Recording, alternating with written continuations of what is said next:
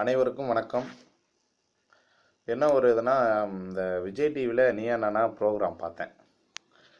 கண்டிப்பாக அதில் என் மனசுக்கு என்ன தோணுச்சோ அதை ஷேர் பண்ணிக்கலாம் அப்படின்ட்டு இந்த வீடியோ மூலமாக ஷேர் பண்ணிக்கலாம் உங்கள்கிட்ட அப்படின்ட்டு தான் யோசித்தேன். என்ன ஒரு விஷயம், முக்கியமான விஷயம் இதில் என்னன்னா, எல்லா பெண்களும் நீயா நானால பேசுனதில் வரதட்சணை கராராக கேட்கும் பெண்களும் அவங்களுக்கு அம்மா அந்த பக்கம் எது சைடு பேசுனாங்க. ஓகே, இதில் என்னன்னா ஒரே விஷயம் இதுலேருந்து தெரிய வர்றது என்னன்னா, வரதட்சணைங்கிறது ஒரு மாப்பிள்ளையோ மாமியாரோ மாமனாரோ அவங்க கேட்கறது இல்லை. இப்போ புரிஞ்சிருச்சு. முன்னாடி அவங்க கேட்டுட்டு இருந்தாங்க. வரதட்சணை கொடுமைக்காக போராடி அது இதுன்னு பண்ணி ஒரு விழிப்புணர்வு ஏற்படுத்தி அந்த வரதட்சணை வாங்குறது கம்மியாயிட்டு வந்துருச்சு.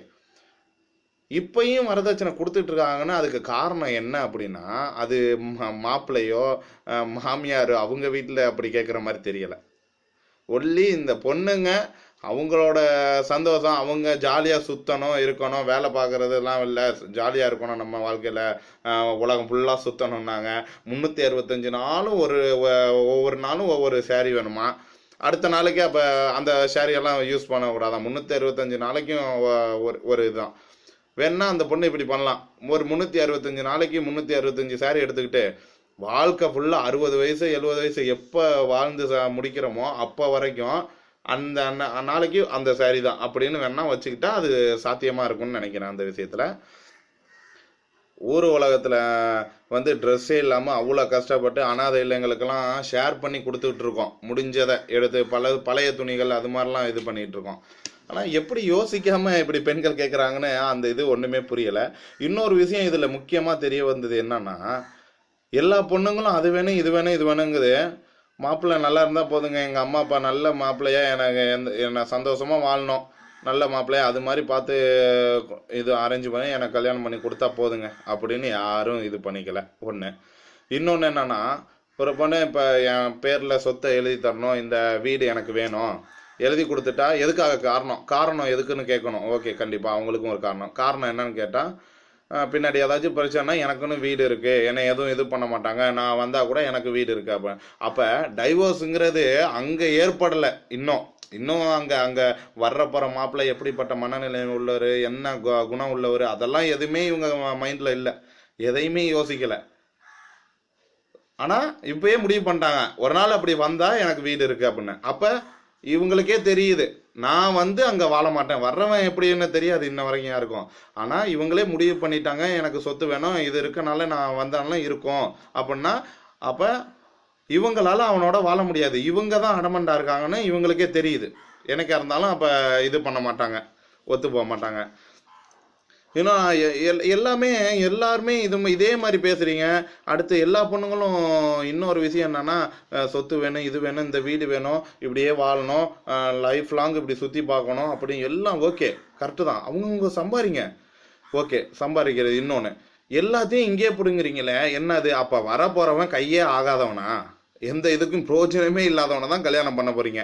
சும்மா வீட்டில் உட்காந்துக்கிட்டு உங்களோட சாப்பிட்டுட்டு சும்மா இப்படி தொட்டுக்கிட்டு முத்தம் கொடுத்துட்டு இப்படி பேசிக்கிட்டு இப்படி இருந்துட்டு அப்படி இருக்கவனை தான் கல்யாணம் பண்ண போகிறீங்களா? அப்போ உங்களுக்கே நம்பிக்கை இல்லை. கட்டிக்க போகிறவன் நல்லா வேலைக்கு போவான், இது சம்பாதிப்போம், நல்லா வாழ்வோம், அப்புறம் சுற்றுவோம், நல்லா உலகத்தெல்லாம் சுற்றி பார்ப்போம் அப்படிங்கிற நம்பிக்கையே இல்லை. வரவன் ஒன்றுமே இல்லாமல் தான் வருவான், அவனை நம்ம தான் பார்த்துக்கணும் அப்படிங்கிற மாதிரி இங்கே பிடுங்குற மாதிரி இருக்குது பொண்ணுங்க பேசுனதெல்லாம். ரொம்ப பெண்களே இந்த தவளை தன் வாயில் கெடுங்கும்பாங்கள்ல, அது மாதிரி தன்னை தானே கேவலப்படுத்திக்கிற விஷயங்கிறது இதுதான் கண்டிப்பாக.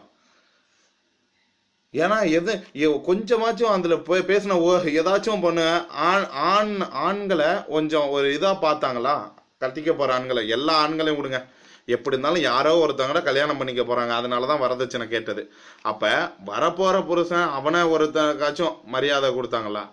இல்லை வர்றவன் நல்லா பார்த்துவான் அப்படிங்கிறது எந்த இதுவுமே இல்லை.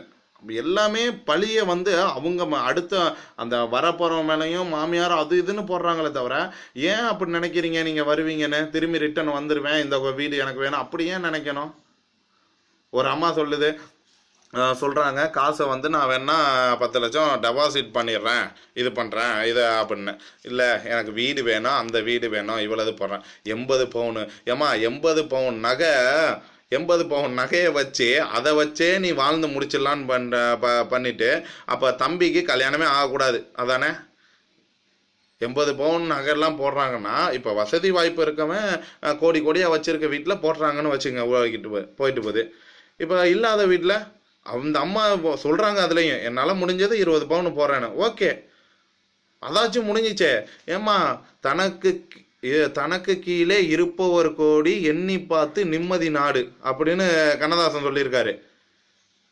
தனக்கு கீழே நீங்கள் 80 பவுனுக்கு 20 பவுனாச்சும் போடுறாங்க. ஆனால் 1 பவுனு கூட போட முடியாமல் கல்யாணம் பண்ணி கொடுக்குறவங்க எத்தனை பேர் இருக்காங்க தெரியுமா உலகத்தில்? உலகத்தை விடுங்க, இந்த தமிழ்நாட்டுக்குள்ளே ஒவ்வொரு கிராமத்துக்கு எவ்வளோ பேர் இருக்காங்க தெரியுமா? அசால்ட்டாக போச்சு இப்போல்லாம். 80 பவுனு ஒரு காரு வேணுமா, அதுலேயும் இவங்களுக்கு ஒரு பைக் வேணுமா, வர்றவருக்கும் ஒரு பைக் வேணுமா. ஏற்கனவே பைக் இருக்காதா? இப்பயே முடிவு பண்ணிட்டாங்க, வர்ற மாப்பிள்ளைக்கு கண்டிப்பாக பைக் இருக்காது, அப்படிப்பட்டவனை தான் கல்யாணம் பண்ண போகிறேன். வர மாப்பிள்ளைக்கு வீடு இருக்காது, அவனை தான் நான் கல்யாணம் பண்ண போகிறேன். வர்ற மாப்பிள்ளை வந்து வேலைக்கு போக மாட்டார், வீட்டில் உட்காந்து சாப்பிட்ணும், என்னோட ஜாலியாக இருக்கணும், வெளில சுற்றணும், சினிமாவுக்கு போகணும், இப்படி இருக்கணும். ஸோ அதுவும் போக மாட்டார், அதனால அதுக்கு காசு வேணும். இப்படின்னு எல்லாத்தையும் பிடிங்கன்னு நினைக்கிறீங்க. இதே ஊரில் இதே தமிழ் கலாச்சாரத்தில் வாழ்கிற பெண்கள் தான் தன்னோட அம்மா அப்பா இவ்வளோ கஷ்டப்படுறாங்களே அப்படின்ட்டு எதுவுமே வேண்டாம்மா, எனக்கு இப்படி இருந்தால் போதுமா. அதுலேயும் ஒரு பொண்ணு சொன்னிச்சு, கண்டிப்பாக பாத்திரம் இது அது நார்மல் ஒரு இதுதான், ஓகே, அது ஒரு இதுக்காக கௌரவமாக ஒரு கொடுக்குறதுன்னு வச்சுங்க. அது மாதிரி நார்மலாக வாழ்கிற வாழ்க்கையும் இருக்குமா. உண்மையால் தெரிஞ்சுக்க, பணம் கரெக்டு தான், பணம் இருந்தால் தான் இந்த உலகத்தில் இப்போ இருக்குது அப்படிங்கிறது ஒரு விஷயமா இருக்கட்டும். ஆனால் பணமே எல்லாம் இல்லை. பணம்னா அப்போ அந்த பணத்தை வச்சுக்கிட்டே வாழ்ந்துடலாமே. நீங்கள் எதுக்கு ஒரு பையனை தேடுறீங்க? அப்போ பையனே வேண்டாம், பணத்தை வச்சுட்டு நீங்களே வாழ்ந்துங்க. அம்மா அப்பாட்ட 80 பவுன் வாங்கிக்கிங்க, கார் வாங்கிக்கிங்க, பைக்கு வாங்கிக்கிங்க, ஒரு 50 லட்ச ரூபா காசு டெபாசிட் பண்ணிங்க. அதில் வருமானம் வரும், சோறு எல்லாம் சாப்பிட்றதுக்கு எல்லாமே இருக்கும், வெளில சுற்றுறதுக்கு இருக்கும். ஸோ அப்படியே வாழ்ந்துக்காம எதுக்கு அப்புறம் பையன்னு ஒரு விஷயம்? எதுக்கு பையனுங்க? ஒரு விஷயம். ஆனால் பேசுனதில் முக்கால்வாசி பொண்ணுங்களுக்கு மென்டாலிட்டியே அப்படி தான், அடமண்டாக இருக்கிறது. போனால் கண்டிப்பாக நம்மளால் அங்கே வாழ முடியாது, வந்துடுவோம். இன்னொன்று, அம்மா அப்பாவை டார்ச்சர் பண்ணி, அம்மா அப்பாவும் இப்போ முன்னெல்லாம் வரதட்சணை கொடுமையானுச்சு, அதனால பொண்ணு செத்துட்டான்னு அப்படி இப்படின்னு வந்துச்சு செய்தி. இப்போ அப்படி இல்லை, வரதட்சணை கொடுமைக்கு பொண்ணு வரதட்சணை இது கேட்டு அம்மா அப்பாவை கொன்னுருச்சுன்னு வரப்போகுது போல் இப்போ இருக்கிறதெல்லாம் பார்த்தா. அதுலேயும் கல்யாணமே வேண்டாம், எனக்கு 20 பவுன் போட்டால் கல்யாணமே வேண்டாம். ஓகேம்மா, கல்யாணமே வேண்டாம், அந்த 20 பவுன் தருவாங்க, கையை வச்சுக்கிட்டு அதை சாப்பிட்டுட்டு சந்தோஷமாயிரு. ஓகே, எதுக்கு ஆம்பளை? நீ தேவையில்ல, நீ தான் முடிவு பண்ணிட்டியே. இப்போ அங்கே போனால் வந்துடுவோன்னு முடிவு பண்ணிட்டீங்க, எதுவுமே சம்பாதிக்க மாட்டான் அப்படிங்கிற மாதிரி வெட்டுங்கிற மாதிரி முடிவு பண்ணிட்டீங்க. என்ன இதில் நீங்கள்லாம் முடிவு பண்ணீங்க? ஒன்று இதனால இது மாதிரி பெண்கள் பேசுகிற இது மாதிரி நினப்பில் இருக்க பெண்களால் தான் இங்கே சமுதாயத்தில் இப்போ கெட்ட பேர் எல்லாமே உருவாகிறது காரணமே. உண்மைதான். ஏன்னா எவ்வளோ பெண்கள் இருக்காங்க, ஏன் ஒரு இடத்துல நல்லது இருக்குன்னா கெட்டது இருக்கும், அது மாதிரி தான் இருக்காங்க. ஸோ இது மாதிரி பெண்களால் தான் இப்போ சீர்கேடு எல்லாமே. உண்மைதான், ரொம்ப ரொம்ப மோசமா. கண்டிப்பாக இதுமே இந்த மென்டாலிட்டி எல்லாம் இருந்துக்கிட்டு நீங்கள் கல்யாணம் பண்ணால் திரும்பி இதே தான். ஆமாம், வந்துடுவீங்க, கன்ஃபார்மாக வந்துடுவீங்க. ஏன்னா உங்களுக்கே நம்பிக்கை இல்லை. இப்போவே இப்படி போனதுக்கப்புறம் இப்படி வந்துடுவோம் அப்படிங்கிற மாதிரி முடிவு பண்ணிட்டீங்க. இவங்க நான் சந்தோஷமா இருக்கணுமா வாழ்க்கையில புருஷனோட, ஆனால் தம்பி நாசமாக போயிடலாம். அவன் வாழ்க்கை ஃபுல்லாக இது லோனை கட்டிக்கிட்டு அதுக்கே வாழ்ந்து முடிச்சு செத்துடணும். அவன் வர கல்யாணம் பண்ணக்கூடாது, இல்லை வர்ற பொண்ணாட்டி அவள் அழுதுகிட்டே இருக்கணும் டெய்லி. அதுதான் முடிவு. என்ன பொண்ணுங்கம்மா, ஒரே இது டைலாக் சொன்னம்மா, என்னம்மா இப்படி பண்ணுறீங்களேம்மா. ஆனால் ஒன்று கொஞ்சமாச்சும் யோசிச்சு பாருங்க. ஆண்கள் சமுதாயம் இப்போ மாறிட்டு வருது. பெண்களுக்கு முக்கியத்துவம் கொடுக்கணும். என்னோட இதெல்லாம் 50% 30%லாம் ஆகாது. பெண்கள்னா 50%. ஏன் குறைவா நினைக்கணும் பெண்களை? 50% ஓகே அப்படின்னு இது பண்ணோம். ஆனால் இது மாதிரி தப்பான எண்ணங்களில் நீங்கள் அதை காட்டக்கூடாது. இப்போ ஒரு அரசியலில் நில்லுங்க. ஏன் பயப்படுறீங்க? எதுக்குமே வர மாட்டீங்களே. அரசியல்லாம் ஒரு இது பண்ண மாட்டீங்க. ஆனால் இங்கே மட்டும் ஓகே, அதனால் இப்போ பெண்கள் வரணும், எல்லாத்தையும் 50-50% மதிப்பு எல்லாமே சமமாக தான், ஈக்குவலாக தான் பார்க்கணும் பெண்களை. கண்டிப்பாக பெண்கள் சமுதாயங்கிறது ரொம்ப ரொம்ப ஒரு பவர்ஃபுல்லானது. உண்மையை சொல்லணும்னா இந்த உடம்பு வலிமை இதெல்லாம் தான் ஆண்கள் வந்து பலசாலி. ஆனால் மன தைரியத்திலேருந்து ஆளுமை திறன்லாம் ஆண்களை விட பெண்களுக்கு தான் அதிகம். ஆனால் இது மாதிரி பெண்களால் அந்த இது அதிகம் இல்லை. கண்டிப்பாக நிச்சயமாக சொல்லுவேன். கொஞ்சம் மாறுங்க. மாற்றத்தை உண்டாக்கணும் அப்படிங்கிறப்ப பெண்களால் தான் இப்போ மாற்றத்தை உண்டாக்க முடியும். ஆனால் நீங்கள் இது மாதிரி மாற்றத்தை உண்டாக்கிறாதீங்கம்மா, தயவு செய்து கையெடுத்து கும்பிட்றோம். தயவு செய்து இது மாதிரி மாற்றத்தை உண்டாக்கி எல்லா பெண்களோட மனநிலைமையும் மாற்றிடாதீங்க. கண்டிப்பாக நீங்கள் மாறுவீங்க, எல்லா பெண்களும் அதே மாதிரி ஆண்களுக்கு மரியாதை கொடுப்பீங்க, கொஞ்சம் இது பண்ணுவீங்கன்னு தான் நான் எதிர்பார்க்குறேன்.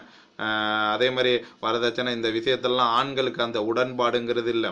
ஆண்கள் வந்து ஏதோ கஷ்டப்படும் போது ஏதாச்சும் இருந்தால் பரவாயில்லடா இப்படி சமாளிக்கலாமா அப்படின்னு யோசிக்கிற தன்மை இருக்குமே தவிர, மற்றபடி இதை பிடுங்கணும், அவங்கள்ட்டேருந்து இதை வாங்கியே ஆகணும், இவ்வளவு வாங்கணும் பவுனு, இவ்வளவு பணம் வாங்கணும், கார் வாங்கியே ஆகணும் அப்படின்னு அந்த பிச்சை மாதிரி இது பண்ணுற நினைப்பே இல்லை ஆண்களுக்கு. அதே உண்மையாக சொல்கிறேன். வரதட்சணை நிறைய இடத்துல இப்போ அவங்களோட தன்மையை ஸ்டேட்டஸை காட்டிக்கிறதுக்காக கொடுக்குறாங்க, அவங்களா கொடுக்குற இது பண்ணுறாங்களே தவிர, மற்றபடி நிறைய ஆண்கள் வந்து அது மாதிரி நினைக்கிறது இல்லை. இப்போ பணம் வேணும், இது வேணும் அப்படின்னு பிடுங்கணும், அவங்கள கொன்னாலும் செத்தாலும் பரவாயில்ல, நம்மளுக்கு அதெல்லாம் வேணும் அப்படின்னு நினைக்கிற இதே இல்லை. ஓகேங்களா? மென்டாலிட்டியை கொஞ்சம் மாற்றுங்க. பார்ப்போம். மீண்டும் வேற ஒரு சந்திப்பில் கண்டிப்பாக சந்திக்கிறேன். வணக்கம்.